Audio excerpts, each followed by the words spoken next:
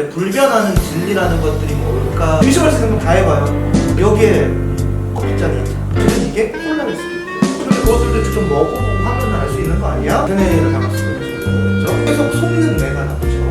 그래서 나는 생각하는 존재한다에 도달한 거예요. 안녕하세요. 오늘은 저희가 역사를 되돌아가서 과거 철학자들의 MBTI를 생각해보는 시간을 가지려고 하는데요. 여기 철학과 학생이 있고 여기에 자칭 MBTI 과몰입 이유림 학생이 있습니다. 그리고 저희가 여기에 전문성을 한층 더 높여줄 선배님 한 분을 모셔봤는데요. 등장해주세요. 예, 반갑습니다. 저는 한기하라고 하고요. 경희대학교 철학과 11년도에 이제 입학을 했고요. 그리고 대학원까지 이제 졸업을 철학과 대학원까지 마치고요. 현재는 이제 MBTI 상담이나 강연 그리고 각종 검사들을 통해서요 학생들 진로 진도하고 기업 강연들도 다니고 있습니다. 네, 저희가 이제 저희 현대인의 MBTI는 아는데 이제 저희가 알고 있는 철학자들의 MBTI는 사실 그냥 저희가 유추해 보는 거잖아요. 네. 아까 말씀드렸다시피 그냥 재미로만 봐주시면 감사드리겠습니다. 소크라테스는 많이 들어보셨나요? 이름은 진짜 엄청 네. 많이 들어본 것 같아요. 소크라테스가 유명한 것 중에 하나는요, 그 사람은요 답을 내는 사람이라는 데 있는 게 아니라 질문을 하는 사람이라는 데 있어요. 그리고 우리 변증술이라고 얘기를 합니다. 변증법을 통해서 물어봅니다. 이제 너 밥 왜 먹었어? 배고파서. 왜 배고팠어? 밥을 안 먹어서. 왜 밥 안 먹었어? 이러다 보면 내가 태어나서 여기까지 올라가게 돼요. 네. 그래서 소크라테스는요 상대방이 자기 주장을 개진하는 것들보다는요 물어봅니다. 네 말에 따르면 뭐 정의라는 것들은 뭐 이런 것일 텐데 왜 그렇게 생각을 했는데? 라고 물어보면요 어느 순간 이제 궁지에 몰려요 사람들이. 그러다 보면 자기가 실수를 하게 되고 자기가 모른다라는 것을 알게 되고요. 그런 포인트가 있습니다.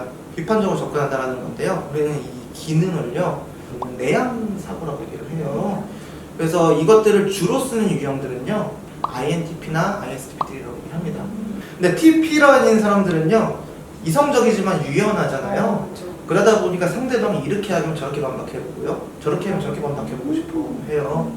그 사람들은 어떤 주장들을 본격적으로 개진하고 내 생각의 세상이란 이런 것이라고 좀 단언하는 것보다는요 누군가가 얘기하기에 세상이라는 건 이런 거였는데 과연 그것이 맞을까라고 가는 거예요. 그래서 제 생각에는 소크라테스는 적어도 TP 직관이라는 추상적인 세계에 대한 관심이 많으니까 저는 NTP라고 보는 것도 나쁘진 않겠다라는 생각이 듭니다. 네, 소크라테스라는 사람을요 막 쾌활하고 괴짜처럼 보이는 분들일수록요 ENTP로 보면 좋지 않을까 생각할 수 있을 것 같고, 안다는 것을 안다고 얘기하고 모른다는 걸 모른다고 얘기해야 된다 라는 비판적인 접근들을 조금 더 중요하게 상상하는 사람들은요 아마 INTP로 보는 것이 더 좋을 거라는 생각이 듭니다. 그 사이에 데카르트라는 사람 한번 얘기해보고 싶은데 데카르트. 네, 유명한 얘기 있죠? 데카르트. 생각한다. 고로 존재. 좋습니다. 맞습니다. 나는 생각한다 고로 존재한다라는 말을요 우리가 되게 많이 알고 있어요. 여기 이 세상에서 정말 이제 불변하는 진리라는 것들이 뭘까를 알고 싶어 해요. 그러면 어떻게 할까요? 의심할 수 없는 진리를 찾기 위해서는요 어떻게 하면 좋을까요? 계속해서 의심. 네, 좋은 날이에요. 맞아요. 의심할 수 있는 건 다 해봐요. 여기에 커피잔이 있잖아. 근데 내가 근데 이것들이 있다고 생각하지만 사실은 이게 콜라일 수도 있고요. 그렇기 때문에 이제 오류 가능한 경험적인 사실들을 먼저 부정하기 시작해요. 근데 그것들도 직접 먹어보고 하면 알 수 있는 거 아니야? 라고 했을 때 꿈 얘기까지 등장을 합니다. 실제로 먹어서 커피라고 얘기를 하더라도 꿈일 수 있기 때문에, 그러면 꿈이라고 하더라도 1 더하기 1은 2잖아. 그것들은 불변하는 의심할 수 없는 진리인 거 아니야? 이렇게 가죠. 수학적 진리까지 도달합니다. 근데 거기에 대해서 또 한 가지 이제 가능성들을 끄집어내요. 근데 속이는 악마가 있다고 해요.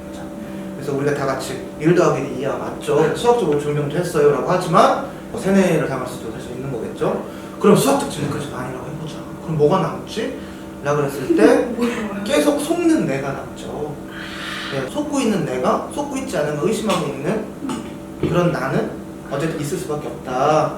그래서 나는 생각한다 고로 존재한다에 도달을 한 거예요. 계속 의심하고 들어가죠. 이것들은 아까 우리 소크라테스 얘기한 것처럼요 TP 유형들이 가지는 하나의 좀 태도일 수도 있어요. 그래서 회의적인 태도들이 기본적으로 있고요. 데카르트는 INTP라고 사실 무리 없이 이런 건 함부로 얘기하는 건 안 되긴 하겠죠. 근데 다만 삶의 방식으로 봐도요 데카르트 엄청 늦잠을 그러고 얘기를 해요.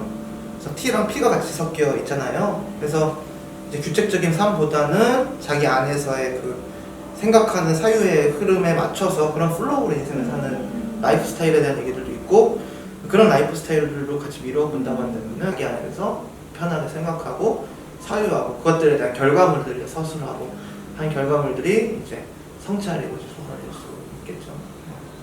니체는 앞서 얘기한 철학적 전통들이랑은 좀 많이 달라요. 어떻게 보면 이제 반철학자라고 얘기할 수도 있어요. 왜냐면 다 반대하니까요. 기본적인 존재론적인 전통, 이성주의적인 전통이 아니라 오히려 이제 의지를 통해 가지고 스스로를 관철시켜 나가고 그 몸의 의지, 그 힘의 의지라는 것들을 긍정하기 시작하는 부분들이 있으니까요. 그래서 오히려 이제 아까 얘기한 T냐 뭐 N이냐를 떠나서요, 니체는 감정형일 수도 있지 않을까 그런 생각이 들거든요. 마레에게서 연민의 감정을 느끼고 개인적인 감정성을 통해 가지고 세간에 있는 것들에 대해서 반항적인 이미지를 가지고 있었다고 얘기한다면은 반대로 INFP를 생각해 볼 수도 있을 것 같아요. ISFP나 INFP나 주요한 기능은 같아요. 내향 감정이라고 얘기하거든요. 자기 주관적인 감정이라고 얘기를 해요. 개인적인 친밀성과 내 주관적인 가치들이 있다고 얘기합니다. 세상 사람들이요 다 공감을 못 해줘도 나만 그 사람을 이해한다고 한다면요 그 사람 편이 되고 싶어하는 감정이 있어요. 그런 포인트를 니체를 읽어보시면은요 이 사람이 보편적인 가치를 왜 거부했는지 이해하실 수도 있어요. 사람들이 그렇다고 하지만 나는 싫다.